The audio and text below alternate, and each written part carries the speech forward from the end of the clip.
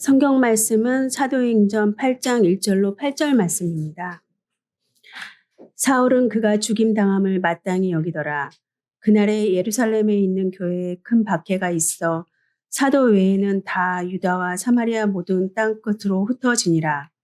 경건한 사람들이 스데반을 장사하고 위하여 크게 울더라. 사울이 교회를 잔멸할새 각 집에 들어가 남녀를 끌어다가 옥에 넘기니라.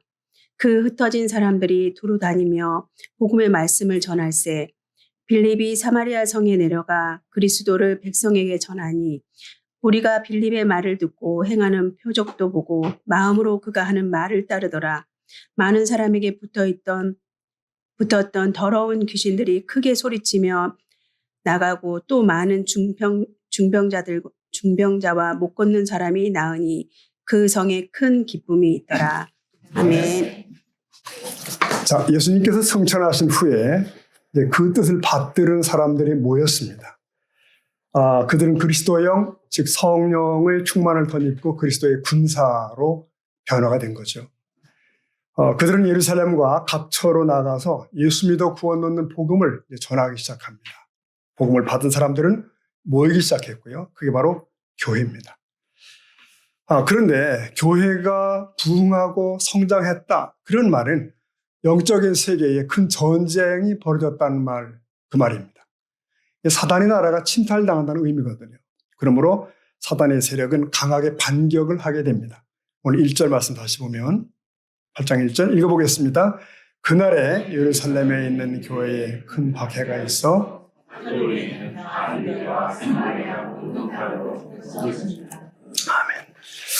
보세요. 그날의 큰 박해가 무슨 날일까요? 스데반이 돌에 맞아 순교한 그날입니다.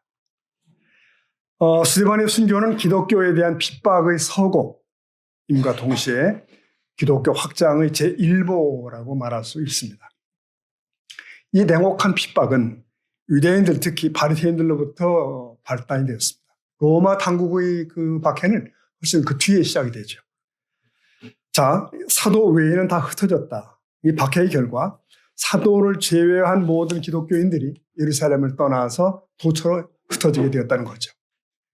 성도들이 각처로 흩어진 것은 핍박을 피해 도피한 것입니다.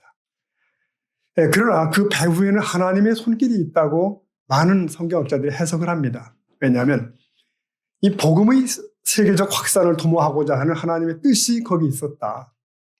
당시 예루살렘 교회는 예루살렘뿐만 아니라 사마리아와 땅끝까지 복음을 전하라고 하셨던 주의 명을 망각하고 있었잖아요. 그리고 예루살렘에만 머물러 있었습니다. 그러자 하나님은 핍박이라는 회초리를 들게 됐습니다. 이 핍박으로 인해서 흩어진 자들은 마치 불똥과 같이 흩어집니다. 사마리아는 물론이고 베니게와 구브로 그리고 저쪽 안디옥까지 이르러서 주의 복음을 증거하게 됩니다. 오늘 본문에는 그 스데반의 죽음 이후에 빌립이 등장합니다. 집사 빌립. 이 빌립은 사도들을 돕기 위해 뽑힌 예루살렘 교회의 집사님 중에 하나예요. 그는 동료 스데반 집사에게 가해진 박해 때문에 자신도 사마리아로 피신을 하게 됩니다. 보시면 8장 4절 보면 그 흩어진 사람들이 두루 다니며 복음의 말씀을 전할새 5절 읽겠습니다. 빌립이 사마리아 성에 내려가 그 흩어진 사람들 가운데 빌립이 있었던 거죠. 주목할 것은 빌립은 그곳에서 숨죽이며 지내지 않았습니다. 다시 돌아갈 날만을 손꼽아 기다린 것이 아니에요. 여기 사마리아 성에 있음을 하나님의 주신 기회로 보았던 것 같습니다. 여러분, 우리 인생 속에서 어떤 처지나 형편들은 많은 경우에 하나님의 기회가 될 수 있을 줄 믿습니다. 빌립의 경우는 그걸 전도의 기회로 삼았다는 것이죠. 빌립을 통해서 온갖 치유의 기적들이 발생합니다. 이러한 표적은 그가 전파하는 말의 권위를 부여하게 되죠. 숱한 사마리아 주민들로 하여금 그를 신뢰케 만듭니다. 그 결과 많은 사람들이 복음에 대해서 마음을 열었고 믿게 되었습니다. 오늘날에도 여러분 특히 선교제에서는 그런 이적들이 다발하는 소식을 듣게 됩니다. 그 일을 보도하면서 오늘 저자인 누가는 이렇게 설명합니다. 그래서 그 성에는 큰 기쁨이 넘쳤다. 큰 기쁨이 넘쳤다. 8절이죠. 보면 8장 8절 보면 그 성에 큰 기쁨이 있더라. 짧지만 강한 표현입니다. 여러분, 이 말은 복음의 궁극적인 목적을 시사하는 거예요. 복음은 소망이요 기쁨인 줄로 믿습니다. 이 짤막한 본문은 빌립의 선교 활동의 결과에만 국한되지 않아요. 이후에 전개될 복음의 확산, 교회의 확장을 보여줍니다. 자, 그렇게 사마리아 교회가 탄생합니다. 그로 인해서 그 성에는 큰 기쁨이 넘치게 돼요. 이 부분을 주목할 필요가 있습니다. 큰 기쁨이 다가왔다. 이 부분을 읽다가 어떤 목사님이 어떤 인사이트를 얻었다고 그래요. 그걸 고백을 했습니다. 자, 우리 교회로 인해서도 큰 기쁨을 얻은 사람들이 있을까? 또 반대로도 적용이 된 겁니다. 뭐죠? 우리 교회가 혹 사라지면 사람들은 어떤 반응을 보일까? 여러분, 이거 흥미로운 유익한 적용이 될 수 있습니다. 우리도 이런 질문을 해볼 수 있잖아요. 우리 교회로 인해 큰 기쁨을 얻은 사람들이 있을까? 반대로 뒤집으면 우리 교회가 사라지면 사람들은 어떤 반응을 보일까? 이 질문은 그 교회의 현 주소를 알려주는 질문이 될 수가 있습니다. 여러분, 코로나 사태 이후로 우리 한국교회는 1만 이상의 교회가 문을 닫았다는 이제 비공식 공식 보도들이 있습니다. 또 국민일보에 의하면 한 해 문 닫는 교회가 3천 처소가 된다. 그러니까 전체 20분의 1 분량의 교회가 사라지는 거예요. 자, 그럼에도 우리 새소망교회는 견고하게 서 있습니다. 한 걸음씩 나아가고 있습니다. 앞으로도 그럴 것입니다. 그런데 여러분, 그런 견고하고도 건강한 교회를 목적 삼기 위해 한번 우리도 질문해 볼 필요가 있습니다. 우리 교회가 만일 문을 닫으면 사람들은 어떻게 생각할까? 정말 아쉬워하고 슬퍼할 사람들이 있을까? 이 질문을 넓히면 한국 사회는 교회가 문을 닫으면 아쉬워할까? 슬퍼할까? 이 질문을 다시 좁히면 우리 새소망교회가 없으면 아쉬워할까? 어떨까요, 여러분? 네, 그래도 아쉬워할 사람들이 분명히 있는 것 같아요. 역시 먼저 생각나는 것은 우리가 협력하고 있는 해외 선교사들이 아쉬워하겠죠. 많이는 못하지만 함께 힘껏 동역하고 있고 필리핀, 라오스, 차드. 네. 만일 새소망교회가 없을 때 그러면 충격을 받으시겠죠. 갑자기 떠오른 생각, 화요일 날 주로 많이 오시는 주중 내방자들 계십니다. 구제 때문에. 그분들이 깜짝 놀라겠죠. 이럴 수가 있나. 우리 동아신학교에 속한 현지 교회도 충격을 받겠죠. 그 초기부터 우리 교회가 깃발을 들고 가고 있다는 사실을 그들은 알고 있거든요. 거기에 속한 현지 사역자들도 많이 놀라게 되겠죠. 여러분, 오래전이지만 벌써 오래전이죠. 여름이면 우리 교회가 펼치던 청소년 수련회가 있었습니다. 기억나시죠? 챌린지. 농어촌의 미자립교회 학생들을 모아서 멋진 수련회를 열었습니다. 그때에는 연초만 되면 이런 전화들이 심심찮게 왔어요. 금년에도 그 교회가 하는 챌린지 수련회 하지요? 이런 질문들. 아마도 그때의 추억을 가진 농어촌 교회들은 저희 교회가 아마 없어진 줄 알고 아쉬워하고 있을지 모릅니다. 네. 자, 한편 여러분, 그러면 우리가 사는 이 지역 주민들은 어떨까요? 우리 교회가 만일 갑자기 사라지거나 이사가거나 하면 어떤 반응을 보일까? 사실 우리가 지역 주민들에게는 별로 하는 일이 많이 없는 것 같아요. 그저 동사무소나 이런 기관을 통해서 어쩌다 또 한 번씩 이웃 돕기 이 정도인데, 네. 어쩌면 이게 이제 우리처럼 어떤 건물에 새들어 있는 교회들이 좀 어떤 한계나 취약점일 수도 있습니다. 그 지역이나 동리에 기여하기가 쉽지 않은 것 같아요. 뿌리를 내리지 못했기 때문에. 더 많은 연구가 필요합니다, 이건. 어쨌든, 어느 날 우리 교회가 문을 닫았다는 광고가 난다면, 광고 나올 일이 없겠지만, 난다면, 우리 교회를 아는 이들은 어떤 생각을 할까? 물론 놀라겠죠. 이게 뭔 일이지? 하고, 이쪽 저쪽에 전화도 해볼 겁니다. 하지만, 정말 아쉬워할까? 정말 슬퍼할까? 참 좋은 교회였는데, 좋은 일 많이 했는데, 꼭 있어야 되는 교회였는데, 정말 아쉬워? 라고 사람들이 말할까? 네, 많지는 않아도 있을 것 같긴 합니다. 그죠? 우리가 자화자찬이 아니라 우리 교회는 그래도 진실한 복음을 추구해 왔습니다. 세속적인 가치관을 늘 경계했어요. 물질주의와 성공주의를 경계하며 예수 그리스도의 십자가의 복음을 추구해 왔습니다. 지나친 이성주의나 신비체험주의, 양극단을 조심해 왔습니다. 오늘날 우리 사회를 어지럽히는 우파나 좌파의 진영 논리를 피하고 하나님의 말씀에 최고의 가치를 두어 왔습니다. 우리는 그렇게 상식이 통하는 교회, 건강한 교회를 추구해 왔습니다. 그러나 우리는 여전히 많이 부족해요. 교회는 더 새로워져 가야 합니다. 교회의 바깥에는 교회를 꺼려하는 사람들, 한때 교인이었다가 교회를 선택하지 못하는 이들이 많이 있습니다. 방황하는 일도 많이 있어요. 그들이 안식할 수 있는 교회가 되어야 할 줄로 믿습니다. 그렇다면 중요한 과제는 더 건강한 교회, 더 온전한 교회가 되게 해야 한다는 사실인데, 그러면 어떻게 해야 되나? 한마디로 쉽게 대답할 수 없는 질문인 것 같습니다. 우선 교회의 방향이 잘 서 있어야 되겠죠. 그리고 우리 구성원들이 마음을 같이하여 한 방향으로 나가야 되겠죠. 자, 이런저런 생각을 하다가, 교회에 관한 생각을 하다가 노아의 방주가 떠올랐습니다. 노아의 방주. 인류 초기에 있었던 대홍수 심판 아시죠? 온 세상에 폐역했고 하나님을 외면하기 시작합니다. 하나님은 그들을 심판하기로 작정하시죠. 그리고서 다시 시작하려고. 그래서 대홍수가 시시각각 다가옵니다. 같은 시각, 저 1,000km 내륙의 한 산등덩이에서는 배를 만드는 일이 진행됩니다.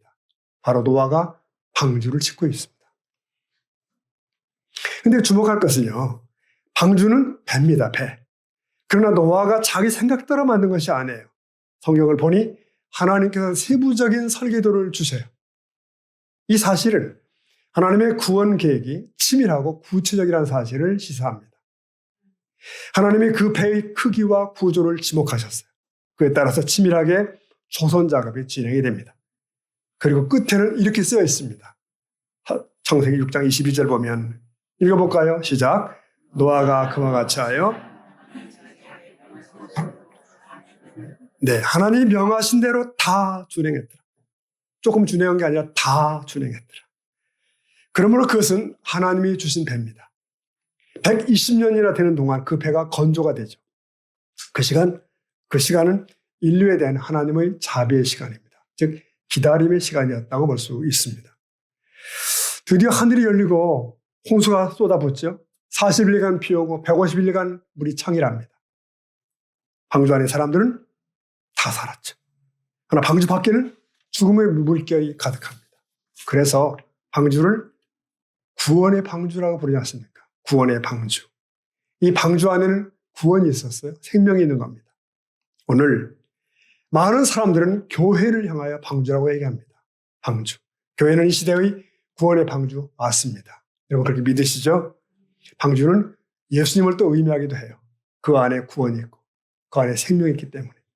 자, 만일 교회가 어떤 곳이어야 된다고 묻는다면 우리 거슬러 방주를 한번 생각해 볼 필요가 있습니다. 방주는 배죠. 거대한 배. 그런데 그 배는 없는 것들이 있어요. 배 있어야 되는데 없어요. 뭐죠? 돛이 없습니다.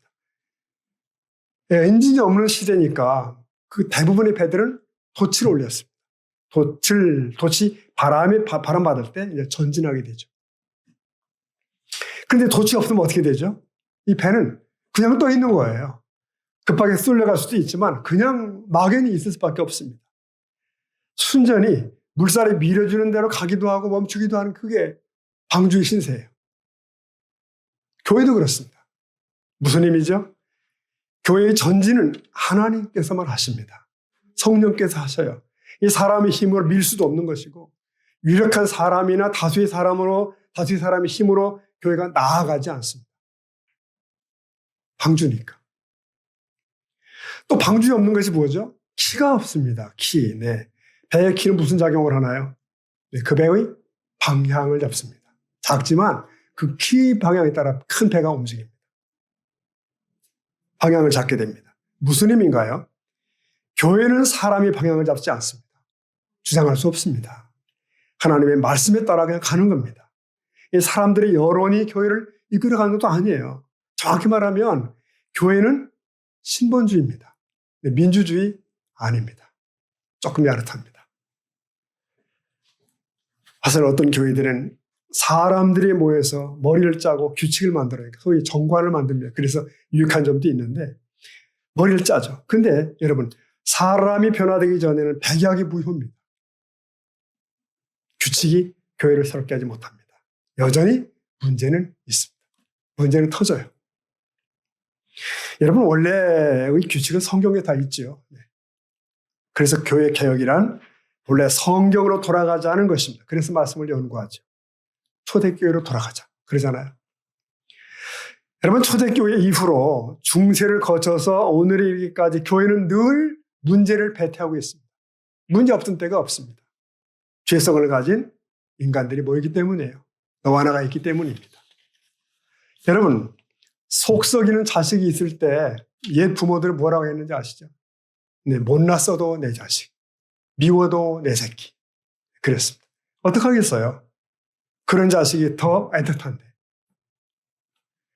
이것은 어쩌면 하나님 아버지의 교회를 향한 심정이 아닐까 싶습니다. 하나님은 에덴 동산 이후로, 사건 이후로 죄 가운데 망가진 인류를 구원키로 하셨죠. 성경은 그 구속의 이야기를 풀어서 남긴 책 아닙니까? 구약에서 이스라엘은 하나님의 구속을 실현해 나가는 백성으로 인칭받습니다. 그건 특권이에요. 책임입니다. 그러나 계속 그들은 엇나갔고 우상을 섬겼고 이방 나라를 흉내냅니다. 결국 하늘아버지의 염려거리가 되죠. 근심거리. 이사야 1장 2절에 보면 이런 말씀이 있습니다. 읽어보실까요? 한번 시작. 하늘이여 들으라, 땅이여 귀를 기울이라. 내가 자식을 양육하였거늘. 여러분, 이것은 BC 6세기경에 이사야 선지자를 통해서 그 백성에게 주신 탄식이에요. 하나님의 탄식. 이어서 그 뒤에 보면 소는 그 임자를 알고 나귀는 주인의 구유를 아는데 내 백성은 멍청하다. 모른다. 깨닫지 못한다. 그러더니 BC 586년에 드디어 이방 나라에 패망하고 수치 가운데 포로로 잡혀가고 그럽니다. 하지만 하나님은 어떻게 하시나요? 근데 그분이 열심을 중단하지 않습니다. 때가 찾아 독생자를 메시아로 보내십니다. 그래서 그분의 첫 음성이 그거잖아요. 회개하라, 천국이 가까웠다. 하나님 나라가 다가왔다는 거예요. 그렇게 시작된 것이 바로 교회입니다. 교회는 장차 이루어질 하나님의 나라, 즉 천국의 모형입니다. 이제 신약시대에는 역사의 흐름의 중심부에 교회가 등장합니다. 구약시대의 이스라엘에 있었듯이 신약시대에는 교회가 있습니다. 그러나 교회 역시 아버지의 속을 썩이는 자식과 방불합니다. 늘 말썽해요. 계시록 3장 15절 보면 이런 말씀이 있습니다. 한번 읽어봅니다. 시작. 내가 내 행위를 아노니 내가 차든지 원하노라. 네. 여러분, 이건 1세기의 소아시아의 한 지역에 있던 교회 혹은 그 성도들에 대한 주님의 탄식입니다. 네가 이같이 미지근하면 내 입에서 너를 토해버리겠다. 여러분, 이게 어찌 1세기 라오디게아 지역의 교회에만 한정될까요? 3세기, 4세기, 중세기까지 아니 그 후 역사 속에서 교회는 하나님의 근심이 되고 있습니다. 내가 차지도 않냐고 뜨겁지도 않도다. 이 책망은 바로 오늘날의 교회를 향한 거 아닙니까? 우리들의 심령 아닙니까? 그러나 그럼에도 교회는 하나님의 유일한 소망인 줄로 믿습니다. 유일한 대안이에요. 하나님의 인류 구속을 위해서 역사 속에서 교회 외에 다른 수단을 강구해 보신 적이 없어요. 그야말로 못났어도 내 새끼 맞아요. 그게 바로 교회입니다. 그러면 우리는 어떻게 하면 우리들의 교회가 주님의 소망이 될 수 있을까요? 주님의 기쁨이 될 수 있을까요?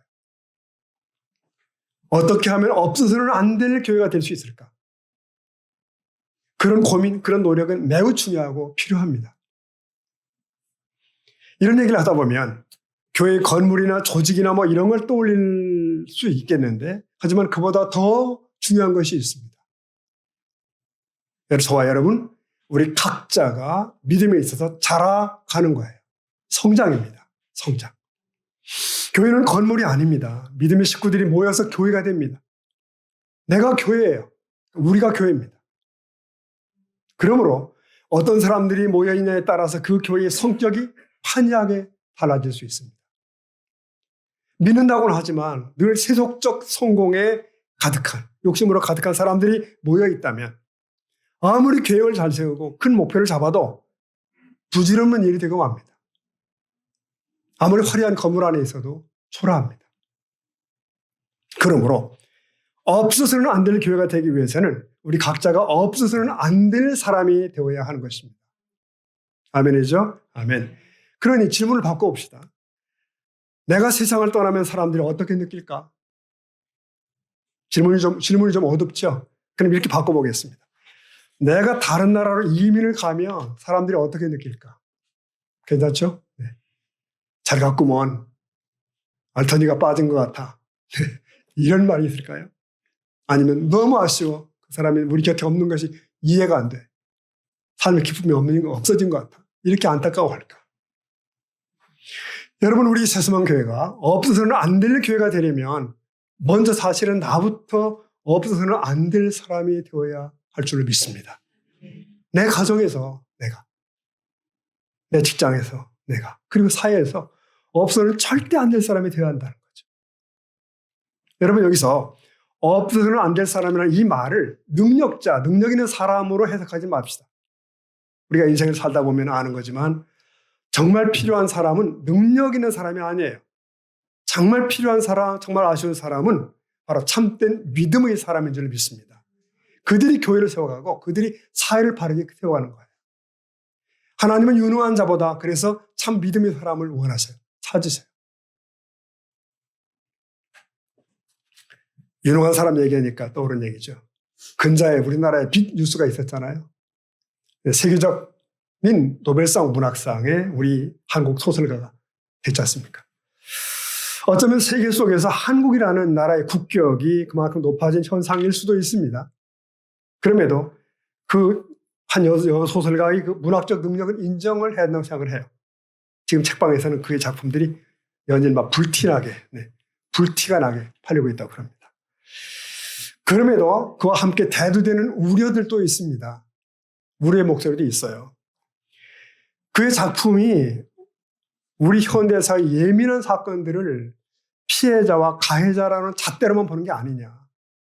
아직 그 당사자들이 살아있고 남아있는데 상처를 파는 일은 조심해야 되는 것이 아니겠는가. 더 나아가 판단하는 건 더 조심해야 된다. 그런 부분. 또한 비도덕적인 남녀 관계를 설정하고 또 선정적인 일들을 묘사를 그대로 해버리는 일들이 그것이 또 하나의 사회적 우려를 낳고 있는 거 아니냐 하는 걱정들이 있습니다. 여러분, 여기 중요한 잣대가 있습니다. 이 작품은 문학성뿐 아니라 도덕성도 있어야 한다는 거예요. 문학성과 도덕성. 또 예술적 가치뿐만 아니라 교훈적인 가치도 있어야 돼요.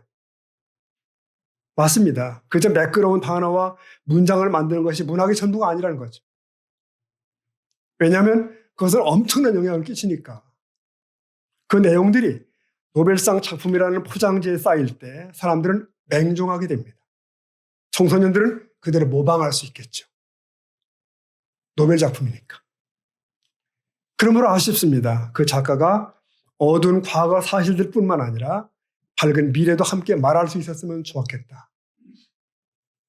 나아가 그리스도의 빛을 알고 전할 수 있다면 얼마나 좋을까. 그는 문학적 능력은 있으나 더 중요한 것을 놓치고 있는 것 같아요. 여러분, 마침 그 작가의 삼촌이 목사라고 그러죠. 그래서 그 목사님이 조카 딸에게 전한 말이 이렇게 애틋한 말이 지금 SNS에 떠 있습니다. 조카, 문학에는 구원이 없다네. 부디 참 빛이신 예수님을 만나기를. 마음 담아서 전한 말이라고 생각합니다. 그렇습니다. 우리는 기억해야 됩니다. 세상은 능력 있는 사람이 아니라 참 믿음의 사람이 만들어갑니다. 세워갑니다. 교회는 그런 하나님의 사람들이 모이는 곳이어야 합니다. 오늘날 안타깝게 교회가 세상의 빛과 소금 역할을 잘 감당치 못하고 때로는 나쁜 소문의 중심에 던져질 때가 많죠. 그건 교회가 사회 속의 소수라서가 아니고 능력이 딸려서도 아니고 돈이 부족해서도 아니죠. 우리들이 믿음 안에서 자라서 향기로운 신앙 인격을 갖추지 못하기 때문입니다. 때문에 교회에 모였지만 세상에 거룩한 영향을 주지 못하고 있는 것입니다. 여러분 성도 여러분 아십니까? 중요한 퀴즈. 네, 우리 새소망교회 나이가 얼마나 됐을까요? 여러분 45세입니다. 45세입니다. 1979년도에 창립이 되었습니다. 결코 적지 않은 교회 나이죠. 긴 세월을 보냈습니다. 지금은 다 기억 못하는 아이들이, 청년들이 이 교회에서 자랐고 또 세상 각처에 나가 있습니다. 그리고 기억 속에 남은 많은 웃대의 성도들이 있습니다. 우리와 함께 예배하다가 지금은 천국에 계신 분들, 혹은 또는 멀리 이사했거나 교회를 부득이 떠난 분들도 계시고요. 그럼에도 새소망교회 역사는 계속 지금 쓰여지고 있습니다. 2024년도도 이렇게 저물고 있습니다. 새해 교회 달력을 내놓고 있죠. 교회의 전진은 노아의 방주와 같습니다. 주께서 이끄신 방향으로 갑니다. 거기에 순종하는 힘으로 갑니다. 여러분 이런 생각 해보신 적 있으시죠? 여러분이 집에서 교회까지 참 멀다. 그런 생각, 멀다. 먼 거리를 오십니다. 그리고 그 오시면서 그 길가에 얼마나 많은 교회들이 있었을까요? 번듯한 교회들. 그럼에도 또 내 교회를 찾아서 오늘 여기까지 오신 거예요. 날도 추운데. 사실 주차도 좀 어려움이 있잖아요. 엘리베이터도 없으시고. 뭐 식당도 마땅치 않고. 여러 가지 하여튼 많이 불편하죠. 그런데도 수많은 교회들을 지나서 여기까지 오셨습니다. 왜입니까? 왜? 단지 익숙하기 때문이야 라고 말하기에는 뭔가 좀 부족하죠. 뭔가 더 강력한 끈끈함이 있는 거예요. 교회에 대한 신뢰와 서로에 대한 애정이 있습니다. 공동체에 대한 믿음이 있습니다. 한창 코로나 때 뜬금없이 이제 이런 두려움이 저한테 확 밀려오더라고요. 야, 성도들이 아무도 안 오는, 정말 한 분도 안 오는 주일 아침이 있을 수 있다면 어떨까? 누군가 교회 문을 닫고 가로막고 있다면 어떨까? 텅 빈 예배실에 목사 혼자 덜렁이 서 있는 경우가 있으면 어떨까? 물론 그런 일은 없었지만 여러분 지구상에는 지금 그런 현실에 처한 교회들이 많이 있습니다. 곳곳에 있습니다. 허나 대한민국 이 땅에는 신앙의 자유가 있습니다. 할렐루야입니다. 교회 선택의 기회도 있어요. 이런 하나님의 큰 은혜를 우리가 망각하면 안 됩니다. 엄청난 은혜인지 몰라요. 그러므로 이 시점에서 할 일은 무엇인가? 우리 각자가 예수 그리스도의 제자로 더욱 자라가기를 다짐하는 겁니다. 그렇게 해서 각 사람이 가정에서, 교회에서, 그리고 직장에서 기쁨을 주는 사람, 기쁨을 만들어내는 사람, 없어서는 안 될 사람이 되는 거예요. 그런 사람들이 모여 예배하고 사귀고 봉사하고 선교한다면 우리 교회로 인해 기쁨을 얻는 사람들이 끊임없이 이어지게 될 줄로 믿습니다. 우리 교회로 인해 주님을 아는 사람이 더 많아지겠죠. 우리 교회로 인해서 절망 가운데 희망을 얻는 사람들이 계속 생겨날 겁니다. 우리 교회로 인해 잃었던 믿음을 회복하는 사람들이 이어질 것입니다. 그렇게 되면 사람들은 우리 교회를 없어서는 안 될 교회라고 칭할 것입니다. 없어서는 안 될 교회. 나아가 교회의 머리신 주님께서 우리 교회를 보시면서 꼭 있어야 할 교회라고 인정하실 줄로 믿습니다. 네, 말씀을 매듭하겠습니다. 그러기 위해서 우리 교회 성도님들이 다 믿음의 실력 있는 사람들, 거룩한 습관이 몸에 배어있는 사람들일 수 있기를 축복합니다. 우리에게는 나를 믿음 안에 자라게 하는 거룩한 습관이 필요합니다. 이런 경구를 들어보신 적 있죠? 생각은 말을 결정하고, 말은 행동을 결정하고, 행동은 습관을 만들고, 습관은 또 인격을 만들고, 인격은 운명을 결정한다. 길죠? 요약하면 습관은 운명을 결정합니다. 습관은 운명을 결정해요. 이게 이제 일종의 어떤 격언이지만 사도 바울께서 이런 원리가 믿음에 있어서 통한다고 믿었습니다. 그래서 디모데에게 젊은 목회자에게 이렇게 명령해요. 디모데전서 4장 7, 8절 보면 7절에 이렇게 되어 있어요. 명한 망령되고 허탄한 신화를 버리고 경건에 이르도록 네 자신을 어떻게 해요? 연단하라. 8절 다 같이 봅니다. 육체의 연단은 금생과 네, 이 7절과 8절을 이렇게 단순하게 요약하면 이런 내용입니다. 어리석은 얘기를 하는 사람들에게 솔깃하지 말고 오직 하나님을 섬기는 일에 스스로를 훈련시켜라. 육체의 훈련도 유익하지만 하나님을 섬기는 경건의 훈련은 참 유익하다. 경건은 이 세상과 천국에서의 복도 약속해 준다는 그런 내용이에요. 여기 바울 사도가 말하는 경건 훈련은 바로 경건의 습관입니다. 우리의 그 습관이 필요하다. 매일 습관처럼 경건의 훈련을 행할 때 우리 믿음이 자라가요.